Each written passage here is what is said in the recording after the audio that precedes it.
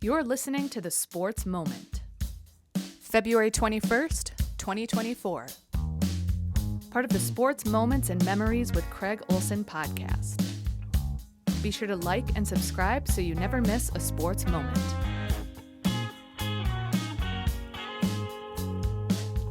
Sponsored by Pemberton Law and Lake Area Docks and Lifts. Lake Area Docks and Lifts, more than just docks and lifts.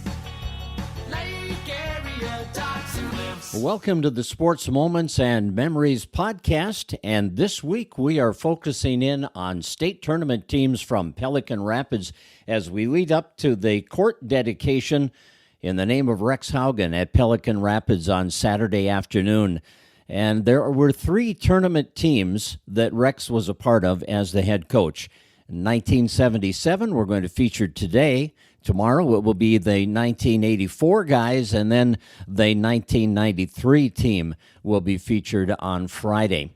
So those three teams were the highlights of Rex's coaching career, and we did get together with some of the players and talk about it. And when it comes to 1977, there were a lot of close games that this team played, and Rex Haugen talked about that being one of the things that he remembers about this particular group of guys. If you start with the district final that year, we won the district final on a 2 point by 2 points on a shot that Wade Johnson made on a drive with about 5 seconds to go.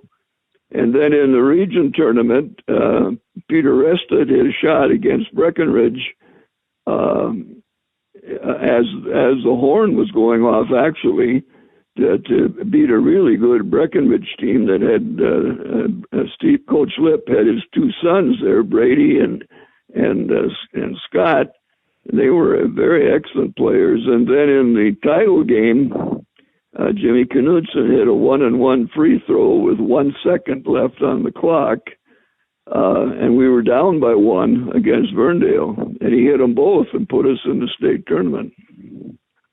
Well, how about it, Mike Martin, senior from that team? How did you guys get nicknamed the Cardiac Kids? Yes, that was Oats Legrand gave us that title. Well, back in those days, of course, in the all the way up to the region, there was only 2 classes of basketball, so there was nearly 400 schools in class A, what was Class A back then. That year, we finished third in the conference. We split with Barnesville, with Dilworth, and with Perham. And I'll never forget, we played Perham one night, and we played a whale of a ball game and got beat at home by Perham. Well, we got into the districts and got into the championship game, which was a little bit of a surprise. And we played Barnesville, and Wade Johnson, who had transferred from Barnesville a few years earlier, hit a layup right up to beat the buzzer to beat Barnesville. And then we got into the region, and Peter Rested hit the buzzer beater to beat. Otherwise, we would have gone into overtime, but we beat Breckenridge by 2. And that took us into the championship game where Jimmy Knutson hit a pair of free throws on a 1-and-1 with like 1 point or probably 2 seconds left in the ball game. And so aptly, Oats Legrand recognized that and gave us a nickname, the Cardiac Kids. And Jim Knutson had some thoughts about those close games and the reason the nickname stuck. We actually, I think, felt like that, the story was, and I think the comments that Rex had is we got them right where we want them, even if we were down a bunch of points towards the end of the game. And we believed it. And so, I have a similar kind of a feeling. I was in a situation where I got a chance to shoot a couple free throws to go to the state tournament, and I, to this moment, it feels like yesterday, looked over at Rex after got fouled and was going to go to the free throw line 1-on-1, down 1 with a second on the clock, and it was one of those things that, as a kid, I played in my mind, over and over. Shooting on the garage in the frozen tundra, those kinds of situations, and to be able to be in that. But I looked over at Rex, and fortunately the other team didn't have a timeout to ice me because I probably would have airballed him. But he just looked at me and made a shooting motion and nodded and turned around, went back to the bench, and I just had in my mind, yep, it's all just normal 2 free throws, just go shoot them. and fortunately they went in, and we got to go to the state tournament. So it was very much a lot of fun, and what a great memory. One bonus. He's got to make the first one. Here we go. Knutson at the line. He puts it up. He's got it. High ball game. He'll get the bonus now with 1 second to go. Ready. Puts it up. He's got it. There it is. Pelican win it. Pelican win it 60-59. And we'll be back after this word. Well, after lots of close wins against some really tough teams in the district and the region, it was on to the state tournament. But one of the things that Mike Martin really recalls is the atmosphere at Concordia and how that was just such a tremendous tournament venue. There's no question back in the day when they would, and this was before it was ever put on television, so to see the game you had to be there. But they would have both ends with bleachers in there, and then the bands would have to be up in those little corner booths on the one side. So I mean, they put as many people in there as they could possibly put in there, and it was loud from the minute you came out for warm-ups until the end of the ball game. And there was no, I mean, we were listening. Jimmy Knutson sent back a broadcast that Oats Legrand was talking about the region tournament that year. That Eagle Band lost to Verndale by 1. We beat Breckenridge by 2 on that last second shot, and we beat Verndale by 1. So that whole tournament was decided by 4 points, and you can imagine what that place was like both those nights. Well, the other thing that the Pelican Rapids players recall from 1977 was the tremendous community support, and that still has a great memory for Jim Knutson. I don't think as kids we really realized how important that was. I mean, you did, but when you look back on it today, we had 1,500 fans that went to the gym at 11 p.m. after the regional championship game when we were going to the state, but we had like a 5-mile caravan of cars parked along the highway going back to Pelican after the game, and literally 1,500 people showed up in the Pelican gym as a pep rally after the game. And I just don't think we get that today. I don't think those kinds of things happen. So it was definitely a huge, that community aspect. And was it 12 or 15 school buses that went down? 13,500 fans at the St. Paul Civic Center when we played down there.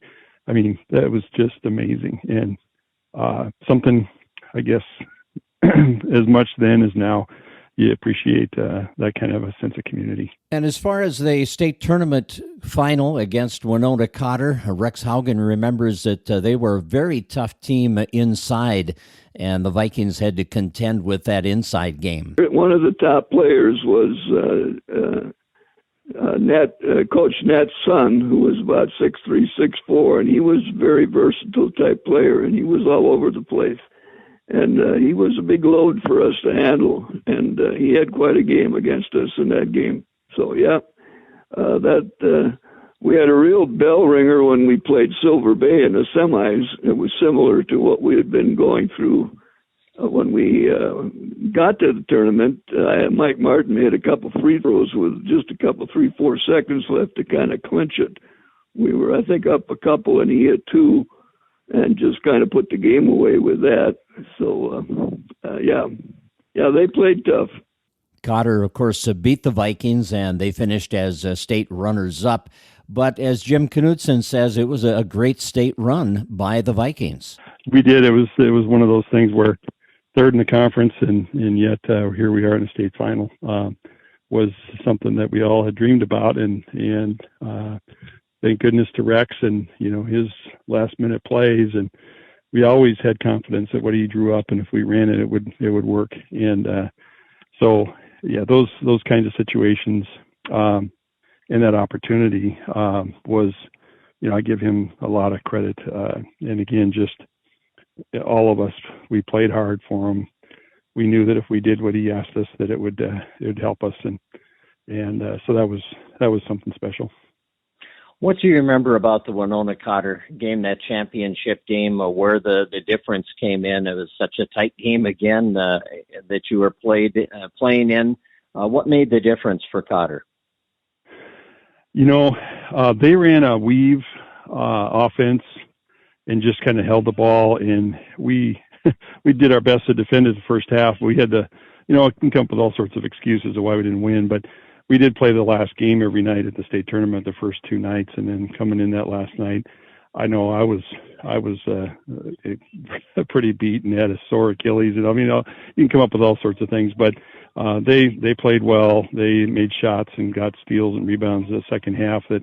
And I didn't have my best game by any means, so I kind of try to forget about that. But overall, they're a great team and well coached, and unfortunately, we just it didn't work out for us to get that last game. But we gave it a run. We were down 1, I think, at halftime, and second half the shots just didn't go down.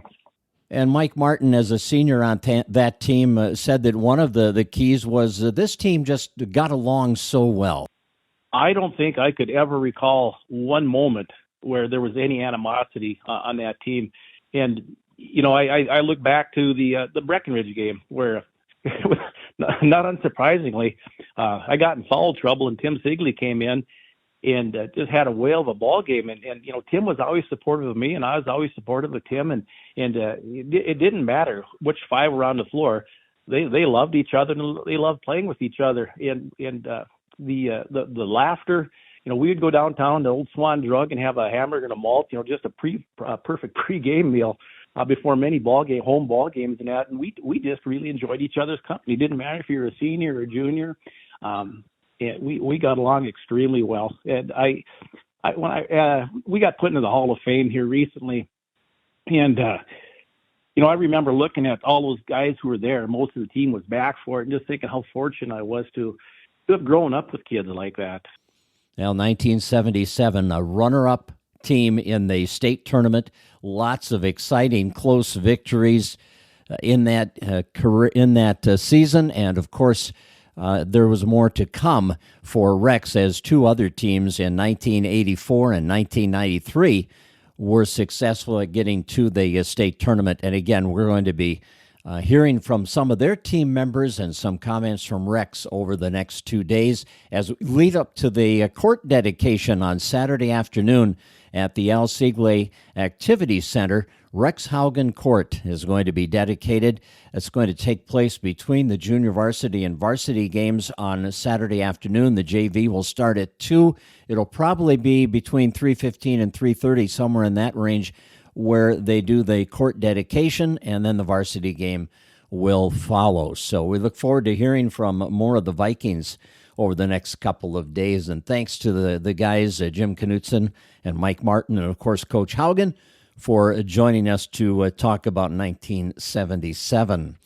Well, Pemberton Law is one of the sponsors of our podcast, and Pemberton Law serves you from 4 locations around the area: Fergus Falls, Wadena, Detroit Lakes, and Alexandria. And you can always access them online also at pemlaw.com. That's pemlaw.com. Pemberton Law carries a legacy of trustworthy and reputable legal representation dating back to 1883. Lake Area Docks and Lifts is excited for the upcoming summer. It's going to be hopefully a long and fun summer on the water.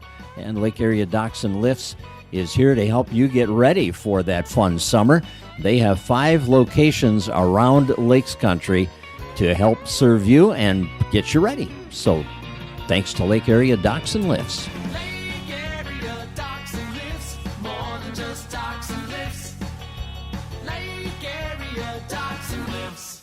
On the local front last night, the Fergus Falls boys hockey team had a tough one with Wilmer, but they won 2-0. Kellen Stenstrom scored a pair of third-period goals.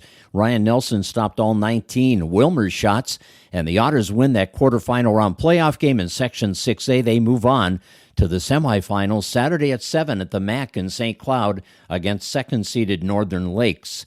Today, the Otter girls hockey team is playing at the XL Energy Center in St. Paul against Dodge County in the state Class A quarterfinals. Otter basketball teams in action last night. 6 players in double figures for the Otter boys, led by Hayden Knick, who had 19, made 6 threes in the game, and the Otters were 12 for 22 from three-point range. Luke Pearson hit 4 of them off the bench. He had 14 points. The Otters win 90-75 at Sauk Rapids Rice. Otter girls beat Sauk Rapids Rice at home 69-55. Bryn Sternberg, 21 points, 9 rebounds, 5 assists, and Ruby Ellison had 12 points, 10 boards, and 5 assists. The Hillcrest girls won at Lake Park Audubon 63-41. Ruby Peterson, 26 points, 5 rebounds, 4 assists, and 3 steals. Another great floor game for Ruby. And the Battle Lake boys spoiled Hillcrest's opportunity at being an undefeated Little 8 conference team. The Battlers beat them at the Hillcrest court 68-64, and Hillcrest has to settle for a 15-1 Little 8 conference record. Micah Fuller from Brandon Evansville scored his 1,000th career point last night. Came in a loss, though. The Chargers lost to Hancock 70-52. Congratulations to Micah on the win. And a couple of teams won for the 20th time this year. West Central area, Craig Hunter's guys with a big 88-57 win over Benson. And Pelican Rapids with a 62-43 win over Staples Motley. That is their 20th win of the season. And how about Henning? The Hornets knocked off Bertha Hewitt 84-33. They are 22-2, and for the second straight year, they finished 14-0 in the Park Region Conference. And the Minnesota Wild got beat last night. They were defeated by the Winnipeg Jets 6-3. Winnipeg has won all 3 meetings between the two teams this year. And that'll do it for our Sports Moments and Memories podcast. Join us again tomorrow when we feature that 1984 season, the state championship season in Class A for the Pelican Rapids Vikings. Thanks for joining us. You've been listening to The Sports Moment with Craig Olson. Sponsored by Pemberton Law and Lake Area Docks and Lifts. Produced by Sunroom Lab. Music by Blue Red Roses. Subscribe wherever you get your podcasts, and thanks for listening.